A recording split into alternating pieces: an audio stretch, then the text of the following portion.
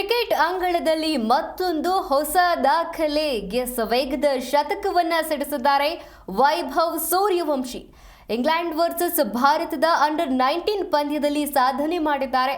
52 ಎಸೆತಗಳಲ್ಲಿ ಶತಕ ಸಿಡಿಸಿರುವಂತದ್ದು ಸೂರ್ಯವಂಶಿ. ಪಾಕಿಸ್ತಾನದ ಕಮ್ರಾನ್ ಗುಲಾಂ ದಾಖಲೆಯನ್ನ ಒಡಿಸ್ ಮಾಡಿದ್ದಾರೆ. 78 ಎಸೆತಗಳಲ್ಲಿ 143 ರನ್ ಗಳಿಸಿ ವೈಭವ್ ಮಾಡಿರುವಂಥದ್ದು. ಇನ್ನು ಇಂಗ್ಲೆಂಡ್ ವರ್ಸಸ್ ಭಾರತ ಅಂಡರ್ 19 ಏಕದಿನ ಪಂದ್ಯದಲ್ಲಿ ವೈಭವ್ ಸೂರ್ಯವಂಶಿ ಅತ್ಯಂತ ವೇಗದ ಶತಕ ಸಿಡಿಸಿದ್ದಾರೆ. ಇಂಗ್ಲೆಂಡ್ನ ವರ್ಸಟೈಲ್ನಲ್ಲಿ ನಡೆದಂತಹ ಇಂಗ್ಲೆಂಡ್ ವಿರುದ್ಧದ ಅಂಡರ್ 19 ಪಂದ್ಯಗಳ ಸರಣಿಯ 4ನೇ ಪಂದ್ಯದಲ್ಲಿ ವೈಭವ್ ಸೂರ್ಯವಂಶಿ ಈ ಸಾಧನೆ ಮಾಡಿದ್ದಾರೆ.